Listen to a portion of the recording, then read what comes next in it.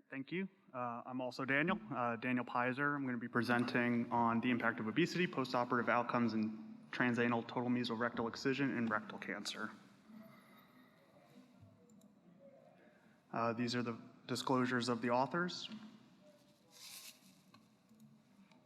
So just some background. So transanal total mesorectal excision, also known as TATME, utilizes a bottoms-up technique which combines transanal endoscopic and transabdominal TME dissection to facilitate the resection of distal rectal cancers.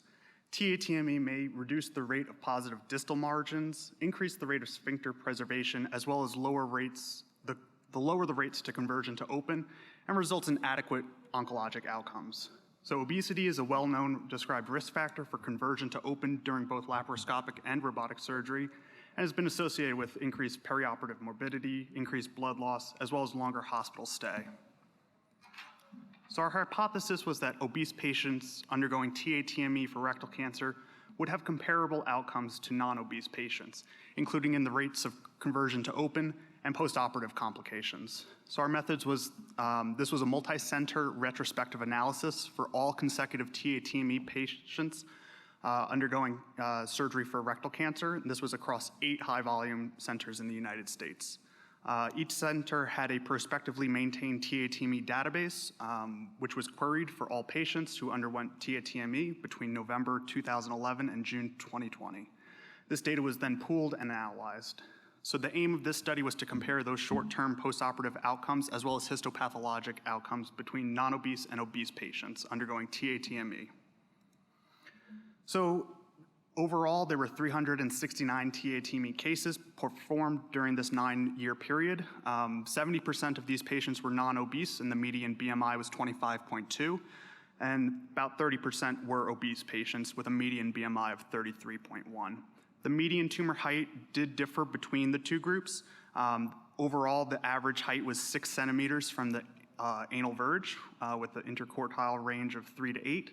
In non-obese patients, that median tumor height was 3.5, and in obese patients, it was 6 centimeters. Otherwise, there were no significant differences in the clinical stage, the rate of threatened CRM on preoperative MRI, neoadjuvant treatment, operative approach, or the rate of sphincter preservation. You can see here BMI differed between the groups, as did the tumor height. Otherwise, clinical stage, CRM positivity, neoadjuvant, and procedure did not differ between the groups. In terms of patient demographic, the obese patients were more likely to have an ASA classification of 3 or higher. Otherwise, there were no differences in the age or the sex of the patients. Intraoperatively, we found there was a higher rate of conversion to open among obese patients. However, this difference did not reach statistical significance. There was a significantly longer operative time in the obese group, 384 minutes compared to 345 minutes. Otherwise, there were no intraoperative differences, including blood loss, intraoperative complications, or the extraction site of the TME specimen. In terms of histopathologic data, the TME quality and the rate of negative margins were comparable between the two groups, and overall our rate of complete and near complete TME specimen was 95%, and the positive rate of CRM was 2.3%.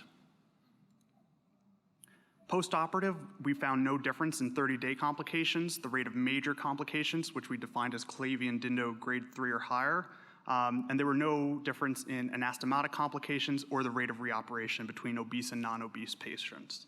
Overall, our rate of anastomotic complication was 6.8%, and the rate of major complications was 18%. So in conclusion, across the United States, among practices that are practicing TATME, TATME is being used mostly in males with tumors less than 6 centimeters from the anal verge. In all patients undergoing TATME, we were able to achieve sphincter preservation in almost 96% of these patients, and we had a low rate of conversion to open surgery, low rate of anastomotic complications, and low rates of major complications. We found no significant differences between obese versus the non-obese patients with regards to these.